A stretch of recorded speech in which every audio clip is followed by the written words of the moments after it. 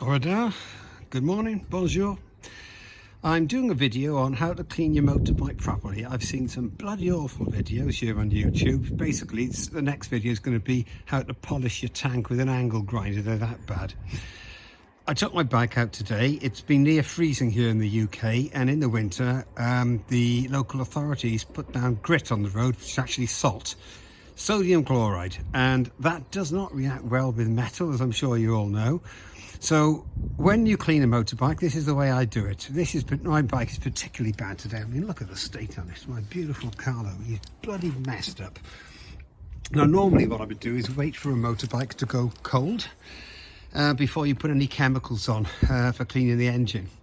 I'm not putting any chemicals on it right now. I'm actually going to put a pressure washer on it. Now, with a pressure washer, often it says don't use them on a motorbike. I think they're absolutely fine as long as you're sensible. Keep them away from wheel bearings, keep them away from radiators, and keep them away from all the electrics. So that's your handlebars and possibly underneath the seat as well with the batteries. You can stuff this, say, with a plastic bag to keep the water out. That's what I do. I've never had a problem with it, so long as you're sensible. So what I'm going to do now is put the pressure washer on this and get rid of most of that salt with cold water. So let's start that now.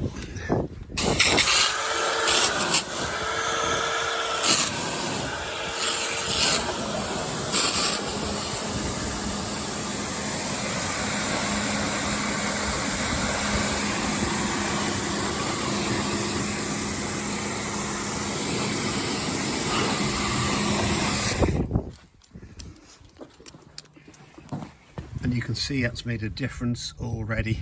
That's got a lot of the crap off. What I'll do then is let the bike cool down, let it dry before I start applying the chemicals.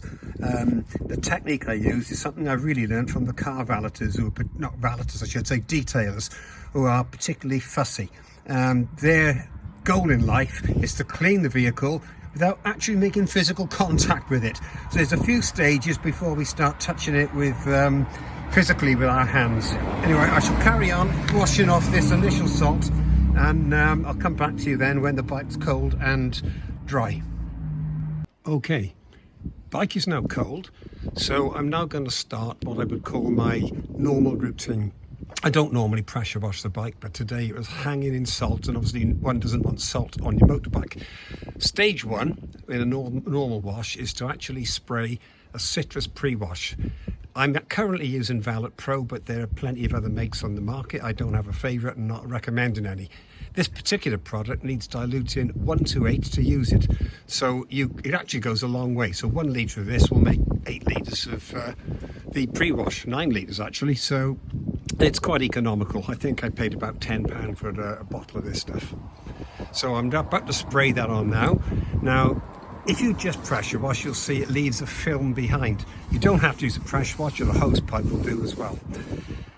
When you use this stuff, it reacts with all the crud on the bike and starts to lift the dirt.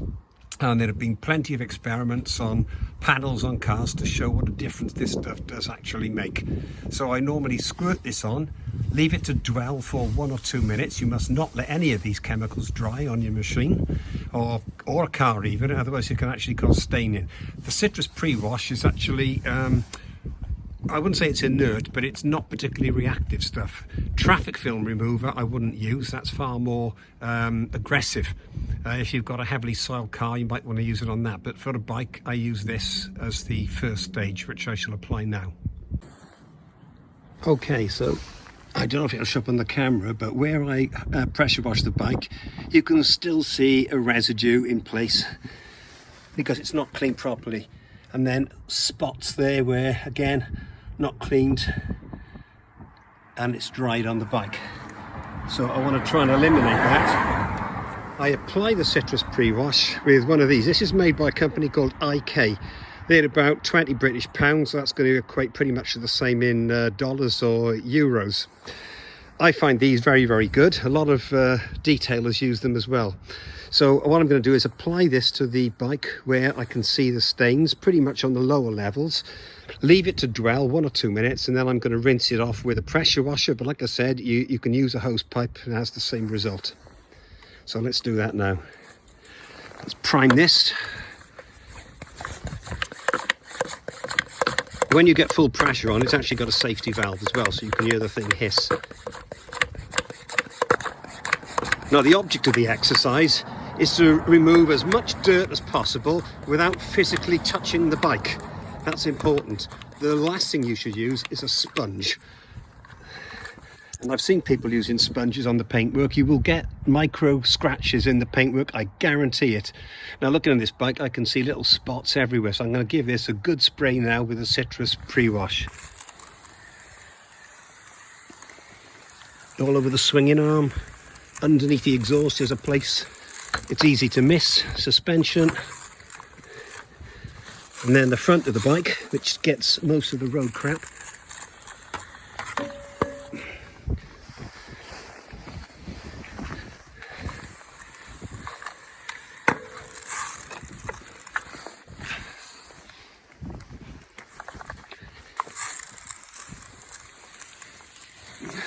There we go. And so you leave this to dwell for a couple of minutes, and it reacts with the road dirt, which lifts a lot of it off. It doesn't get rid of all of it, but it certainly helps in preparation for the next stage, which I shall come to shortly.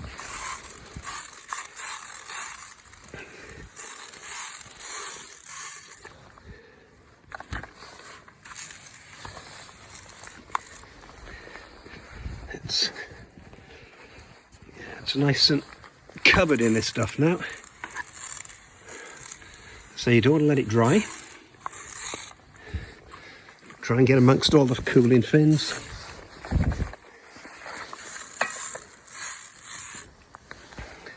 Okay, there's the pressure coming out. So that's well and truly sprayed with citrus pre-wash. I'll leave that a couple of minutes, and then I'm going to hose it off with a pressure washer. Okay, here we go.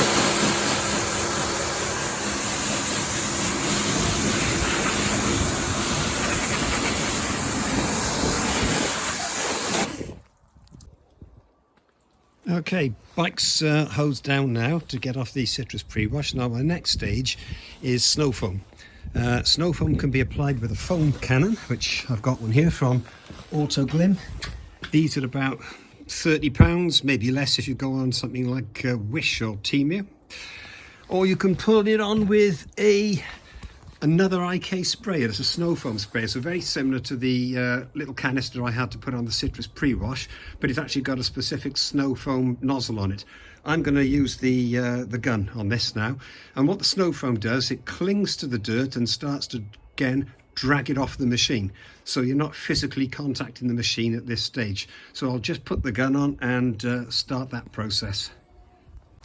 Okay, I'm going to about apply the snow foam. Sorry about the shaky camera, but I'm doing this on my own. It'd be handy to have a cameraman with me. There we go.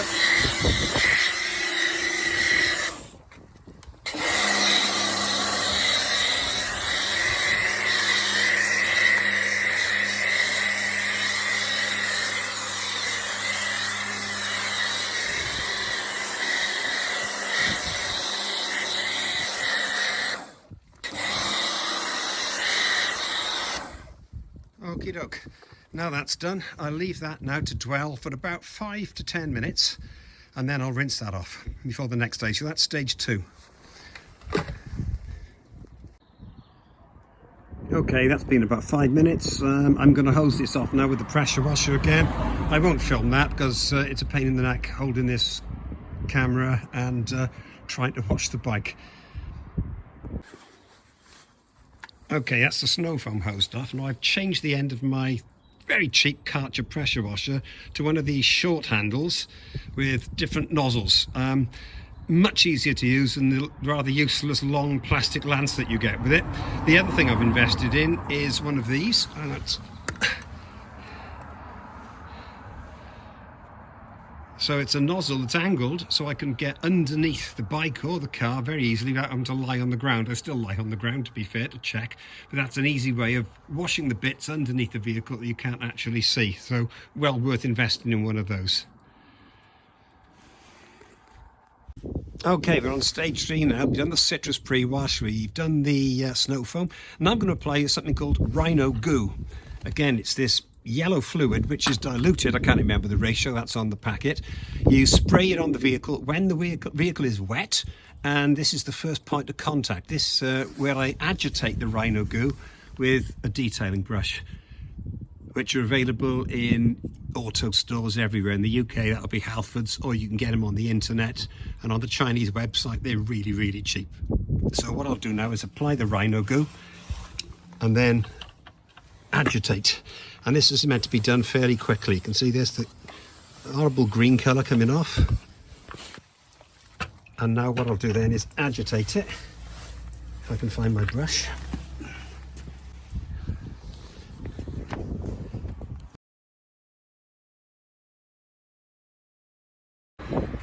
Okay, now we're going to dry the bike.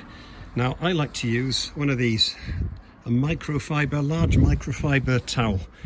It's clean, I wash them every time I use them, and I find this is a good way to dry the bike before I put the high-speed air gun on it. It's basically a pet dryer, the high-speed air gun that I got from eBay. It blows out air at a rapid speed and it clears all the nooks and crannies in the engine, which I shall show you. Right, but let's get to drying the bike with the microfiber towel. And this minimises any spots that get left behind after you've cleaned it.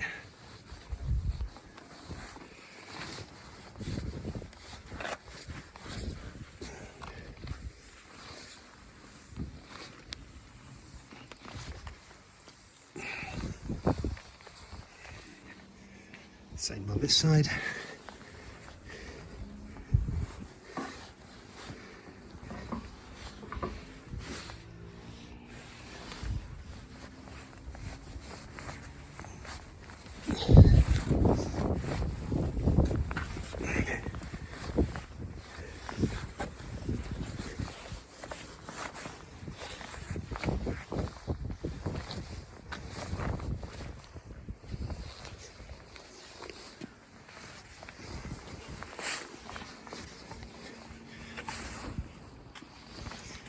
You could just use the air dryer on it if you wanted, which I often do if I want to save time, but I find that using the microfiber towel does get a better result. And this is the same type of towel as I use to dry the car as well. And I must be doing something right, because I often get compliments on how shiny my car is. So I can't take the credit for that. All the knowledge I've got for cleaning a car and a bike properly, I've got from car detailers on YouTube. I think there's one, Epic Auto Detailing, Dave. I think he's based down in Essex. He's really good. He used to do like cars worth £1 million. So when you're doing something like that, you really need to be super, super fussy. Okay, so that's generally speaking. The bike is mostly dry now, all the big bits. So what I'll do now is get the pet dryer and blow that in all the nooks and crannies, because we don't want water staying in there causing spots or aggravating rust. So we want the bike as dry as possible. So I'll just plug that in now and get on that. Okay, that's the pet dryer. It blows air out. That's God knows how fast, but it is really quick.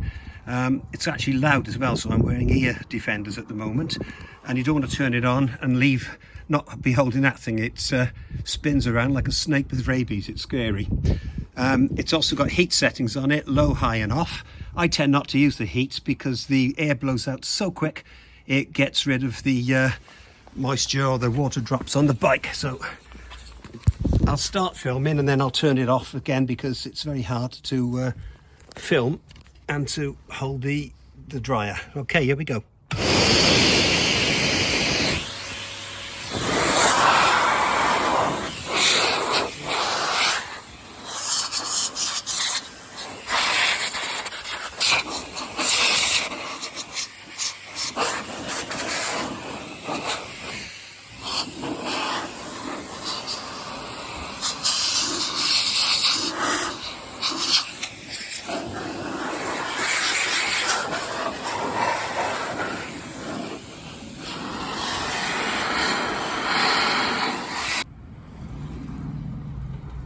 Okay, you get the idea, so I'll turn the camera off now while I finish blowing it. It's a really, really useful tool. This, my wife laughs at me, but the finish I get on the bike I'm very, very pleased with. And say the last thing you want is little water dots where you haven't dried it properly. I think I paid about 50 UK pounds for this about 2 years ago, but I think they've gone up to £70 with the cost of living crisis. Okay, the bike is dry, and this is something I use now to dress the tank and the plastic. I found this very good, Oxford Mint Silicone Detailer. You spray it on the tank and you rub it in with a clean, I may emphasise that, microfiber cloth. If you don't have a clean microfiber cloth, or you've dropped it, chuck it out, get a new one, because that's what causes scratches. So I'll spray this on like this. Get the microfiber cloth. This bike has got a satin finish, not gloss, so it picks up all the stains. It's something I've learned since I've had it. It's really quite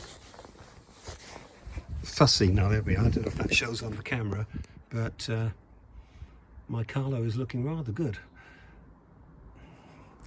And I'll put it on the side panels, and then I'll dress the engine. So we've had the citrus pre-wash, snow foam, that's stage 2, the Rhino Goo, stage 3, drying stage 4, and then this is stage 5, adding the finishing touches.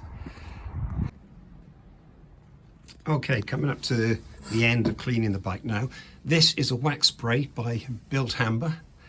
This is really good stuff. If you spray this on the bits that are likely to corrode, nuts, chrome plating, it does stick to it all winter. It doesn't wash off. It's much better, in my opinion, than ACF 50. ACF 50 sells because they've done a very good marketing job. Nothing wrong with the product, saying that it was designed for the aircraft industry. Yes, it was. It was designed to be used in internal surfaces, for example, in the wings, on cables and the like. It wasn't designed to be in the outside, exposed to road salt and road crap at 80 mile an hour, or 70 mile an hour I should say, on British roads. So yes, it is good stuff, but it does wash off. This stuff stays all winter.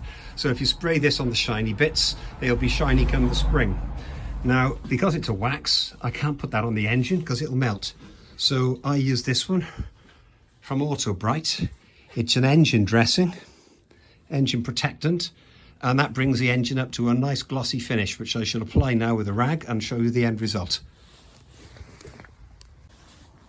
Okay, that's the engine protectant. Wipe it on, wipe it off, and it comes up with this lovely black finish. Now, I'll put a photo up of what the bike looked like before. It was encrusted in road salt. It was horrible. So I'm really pleased with this now. The bike is looking good, and it can go away until we have another nice dry day. We've got rain coming tomorrow, and that should wash all the salt off the road, and next time we get a nice dry day I shall be taking the bike out again. Anyway, thanks for watching. Oh, one more thing to say before I say that. I will now go over the bike and check for bits I've missed. I say this is a real world video. I see people say they clean their bikes and they don't miss a thing. I'm not that good, or they're just using the magic of YouTube. I always go around and just check for the bits that I've missed. For example, just before I turned the camera on, I noticed I hadn't cleaned the side stand. I have now. That's the sort of thing I'm looking for those little details I might have missed when the bike was wet and it's hard to see the dirt. Anyway, thanks for watching. If you like it, please give me a thumbs up, and I'll speak to you soon. Bye-bye.